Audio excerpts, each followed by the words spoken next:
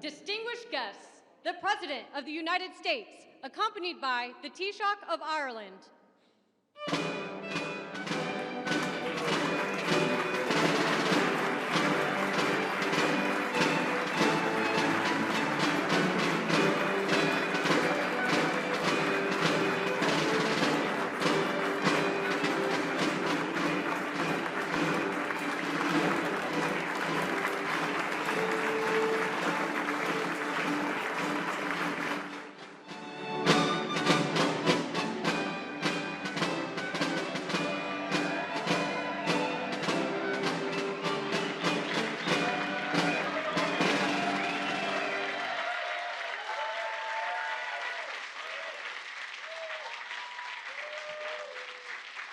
Hello, hello.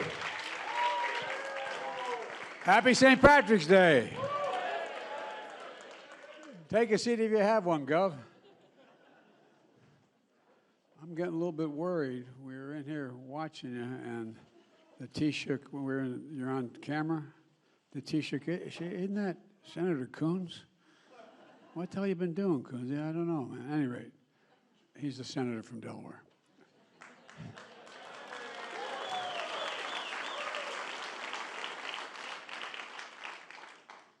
As the great-great-grandson of the Blewitts of County Mayo, and several are here today, and the Finnegans of County Louth, who boarded coffin ships across the Atlantic more than 165 years ago, as a proud son of Catherine Eugenia Finnegan Biden, I wish you all a very, very happy St. Patrick's Day.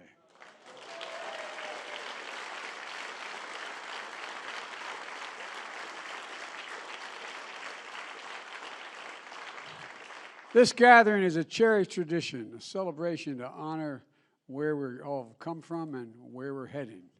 It's a time for us to tell stories, maybe share a few bits of Irish poetry, and not to live in some romanticized version of the past, but to remember what's possible as we recommit ourselves to the unfinished work that lies ahead of all of us. You know, I often say we Irish are the only people in the world who are nostalgic for the future. I think that's true, by the way.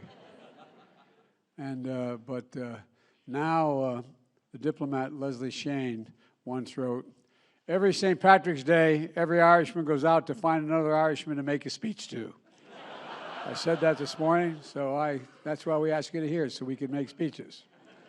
Luckily, we don't have to go too far today. You know, Taoiseach, it's been wonderful to welcome you to the White House and spend some time with you and Matthew today. And it's always a moment of great unity here in Washington. And I mean that sincerely. I've been doing this for a few years, and it never ceases to please me how committed so many people are.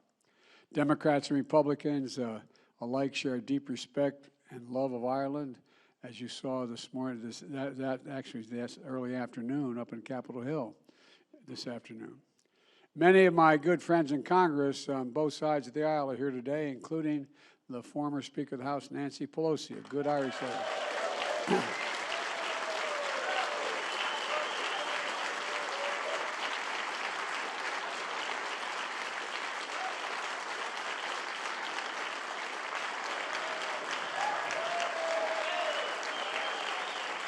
And Taoiseach, I've said this before, I think she's the best speaker in the history of the United States House of Representatives.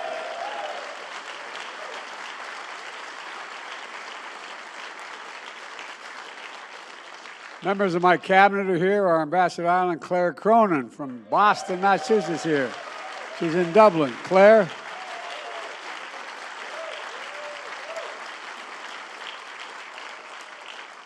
She's asked me when the term is up whether or not she can still stay in one of the rooms there. It's a hell of a place, isn't it, Claire? That's not bad. I also want to welcome the ambassador from Ireland and the United Kingdom, as well as members of the Irish and British Parliaments. You all stand up if you're here.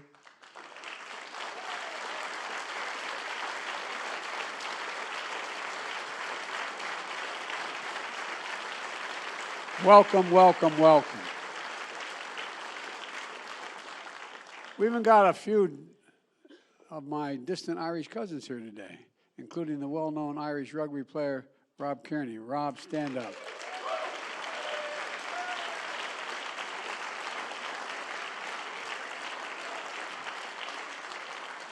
I want to see you after this, pal. You know, Rob, I expect we know, and this is no offense to anyone, but who in the room we're rooting for in the Grand Slam match between Ireland and England. Not. I'm looking forward to that. At any rate, and one of the more special guests is here today is Morris Barron. Morris grew up on the Emerald Isle, fell in love with his wife, Candice, and in New York City, and they got married the same chapel that Jill and I got married in, my wife Jill and I, in New York. Not long afterwards, their baby daughter Ava was born. She was diagnosed with a rare form of cancer. They were told the odds of her survival were only 5%. But as it was a long, hard treatment, but Ava never quit fighting. And in those hardest days, Morris found comfort in reading a book my wife had written about our family's cancer journey with our son and others. And when Ava was finally declared cancer-free, Morris wrote me a letter that said, quote, "Your strength gave me strength." And he and his wife were Jill's guest at the State of the Union this year to share our message of faith and hope for the world. And it's good to welcome him back to the White House. Where are you, pal? Thank you, pal. Thank you.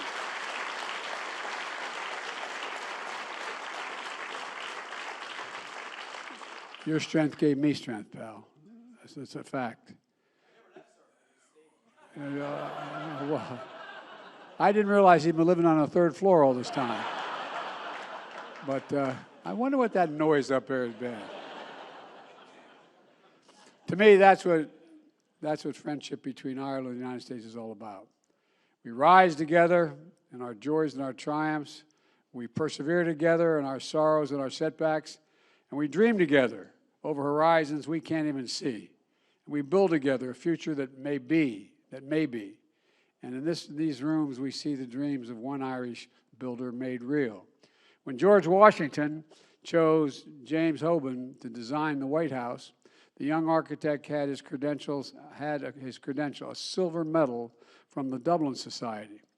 And around the outside of that medal, inscribed in Latin, was the phrase, "Our work bears fruit." It's a statement of faith. It's a statement of faith and a statement of determination, a statement of possibility and promise. And Taoiseach, standing with you today, it captures pretty well all of our nations, all that our nation and our people have achieved. Together, Ireland and America have written ourselves a better future. The United States has benefited greatly from waves of immigration from the island of Ireland, who helped shape this nation. The Scottish Irish of the 18th century, the Irish who came during the 19th century, like my ancestors during the famine and beyond, and through the bravery in their blood, the honest sweat of their brow, and the steadfast hearts, their work has borne centuries of fruit. And their values have been passed down generation to generation around countless Irish-American dinner tables, just like the one I grew up in. You know, and many times I hear my dad say, "Joey, everyone's your equal. Everyone's your equal, but nobody's better than you. Everyone's your equal, but nobody's better than you." And Joey, everyone's entitled to be treated with dignity is a favorite word. I think the word is used by the Irish more than almost any other word, dignity. And Joey, as long as you're alive, you have an obligation to strive. And you're not dead till you've seen the face of God. Never give up. Growing up Irish-American gave me the pride that spoke to both sides of the Atlantic, heart and soul that drew from the old and the new. My great-grandfather, Edward Francis Blewett, was one of the, I think he's only the second Irish Catholic ever elected to the state Senate in Pennsylvania, at the time when not many Catholics were elected to office. He had an engineering degree from Lafayette College and the heart of an Irish poet. In 1919, in one of over 100 poems that I found when my mom passed away in her treasures, he wrote about his Ireland. In one stanza, he wrote the following: "From the fairest land except my own, 'neath sun and star and moon, the citadel of liberty, my mother's land of ruin. Today, around the world, Ireland and the United States continue to stand shoulder to shoulder to defend those core values that make up the essential character of each of our nations. We're standing together to support the brave people of Ukraine as they defend their democracy against Russia's brutal invasion. And we're standing tight. And I want to thank you for that. I want to particularly thank the Taoiseach for the generosity of the people of Ireland welcoming refugees fleeing violence in Ukraine. We're holding Russia accountable for its aggression and for its war crimes and crimes against humanity that Russia is committing as I speak in Ukraine. We're also working together to take on issues that are going to shape the kind of world in which our children will live. We're tracking the climate crisis, we're tackling it, we're strengthening the global health and promoting food security. And together, we seek a world that's safer, more prosperous, and more peaceful for people everywhere. This year, we'll celebrate a momentous achievement in our shared history, the hard work of forging the Good Friday Agreement, and I want to thank the folks that are here as well for participating in that.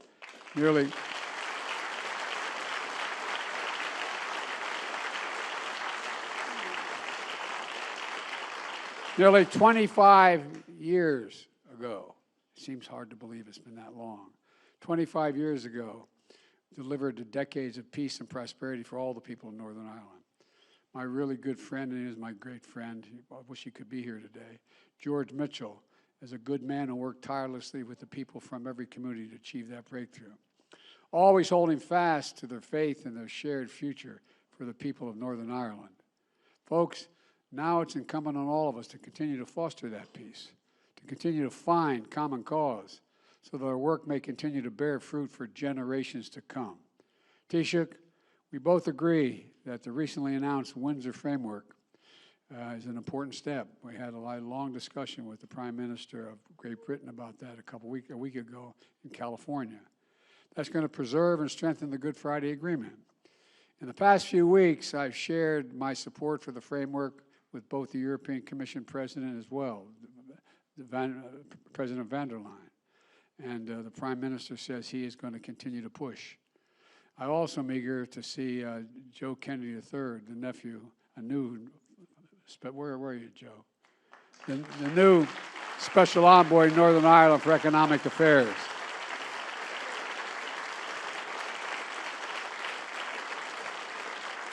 Doing a good job, Joe.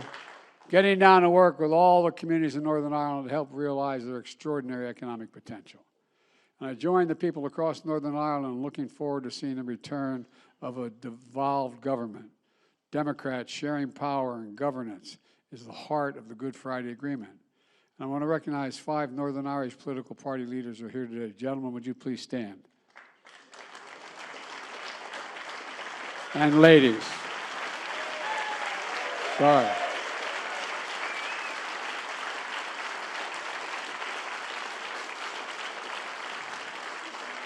As I said today in Capitol Hill, I want to thank you all for standing together with Chief Constable Byrne and in the wake of the attempted murder of Detective Chief Inspector Caldwell.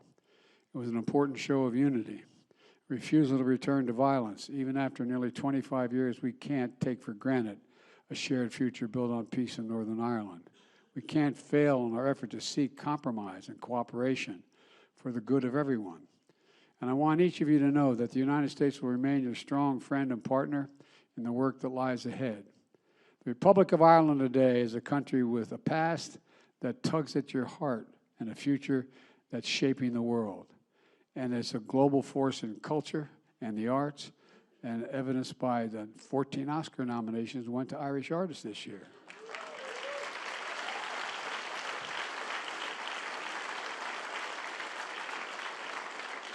But I think the most important thing is a voice for moral leadership in the world stage.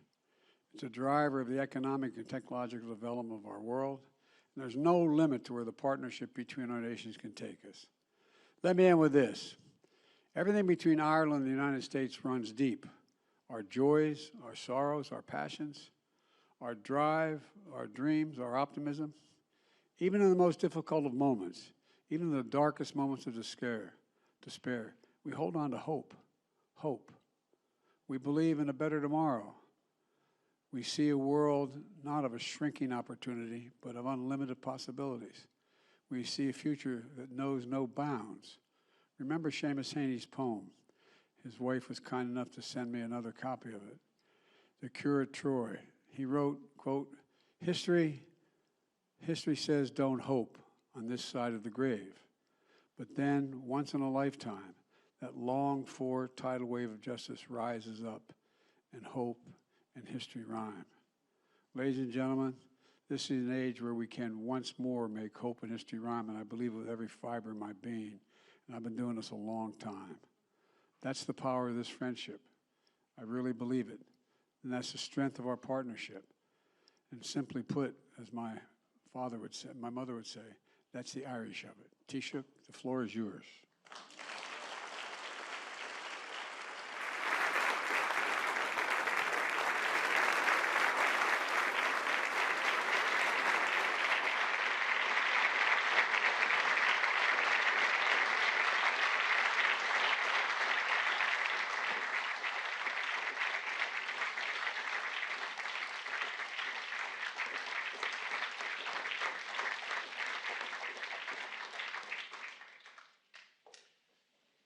Mr. President, Madam Vice President, Second Gentleman, Senators, Representatives, ladies and gentlemen. As we know, every American president is a little bit Irish on St. Patrick's Day, but some are more Irish than others. And I think it's fair to say that today we're celebrating our National Day with a president who is unmistakably a son of Ireland.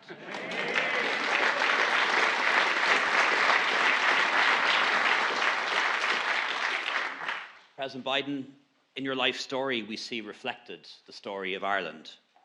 It's a story of service and patriotism, of family, of courage in the face of tragedy, and above all, unswerving faith in the future. So tonight we recall the Blewitts of County Mayo and the Finnegans of County Louth, and all those who left Ireland to find a new dream in a new land, in this land. This year in Ireland, we celebrated a new national holiday in honour of St. Bridget, who's one of our 3 patron saints. Bridget represents women, new life, the spring, and inspires us to make our society a better and more equal place. Columkill represents learning and engagement with the world and inspires us to play our part in the community of nations.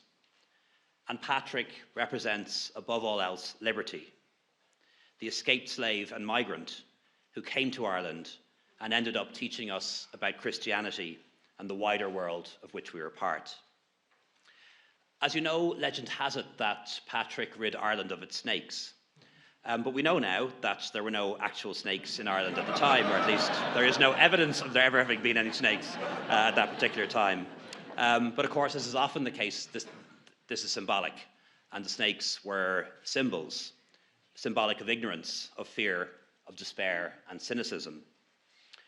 And Ireland is a country that I believe is full of hope.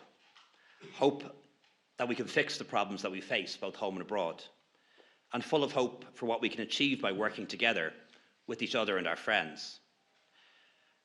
Our dream of an independent country and statehood secured 100 years ago would not have been possible, I believe, without the support of the United States and the solidarity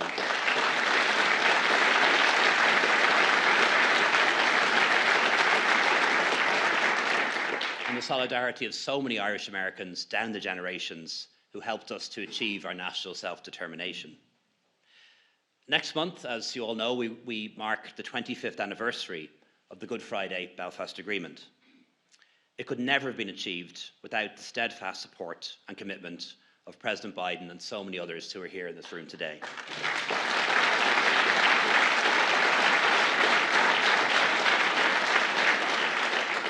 And we know that at especially difficult or fragile moments in the search for peace, successive presidents from both sides of the aisle stepped in with words of encouragement, a hand on the shoulder, or even a gentle shove in the right direction.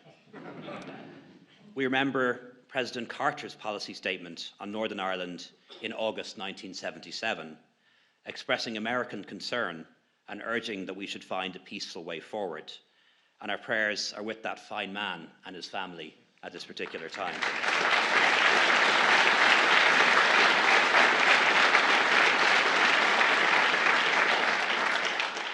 President Ronald Reagan spoke of finding a just and peaceful solution, knowing that justice and peace went together, on St. Patrick's Day in 1981, a phrase that was echoed by President Bill Clinton in Derry's Guildhall 14 years later.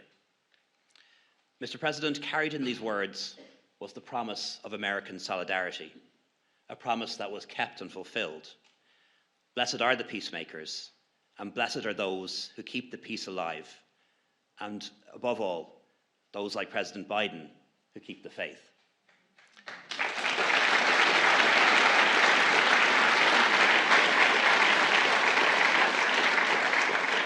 And so this year, as we mark that anniversary, we look to the future and all that still needs to be done. Our mission now is to find ways of realising the potential for everyone who calls Ireland home. We want to see the institutions of the Good Friday Agreement restored so they can provide hope for a new generation. And we'd like to see the people of Northern Ireland benefit from the rich economic opportunities available to them. Around the world, the flame of freedom burns brightly, despite the efforts of those who would extinguish it. Our collective freedom is imperilled by the damage we're doing to our planet, our changing climate, and the loss of biodiversity. And Russia's brutal war against Ukraine has reminded us that freedom can never be taken for granted. And when we defend freedom abroad, we also protect our own freedom at home.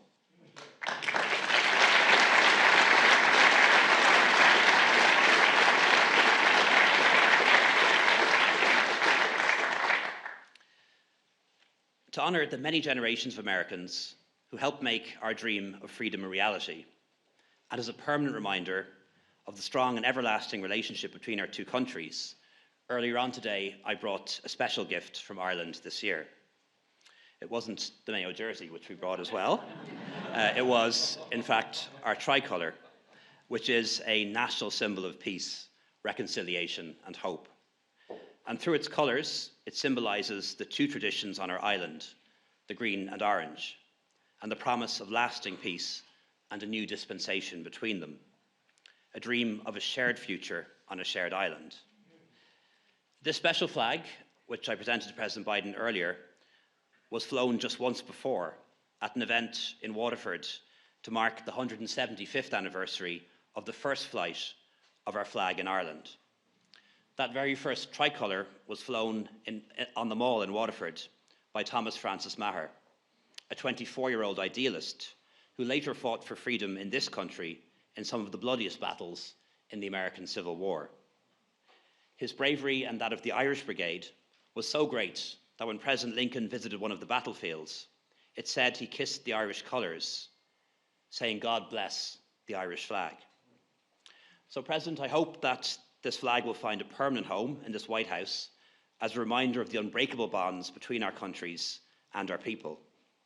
It represents our values and our history, as well as our faith in what we can achieve together in the future. So thank you, Mr. President, for the very warm welcome that you've extended to me and my delegation on this very special occasion. We look forward to welcoming you in Ireland very soon. Look forward to welcoming you home.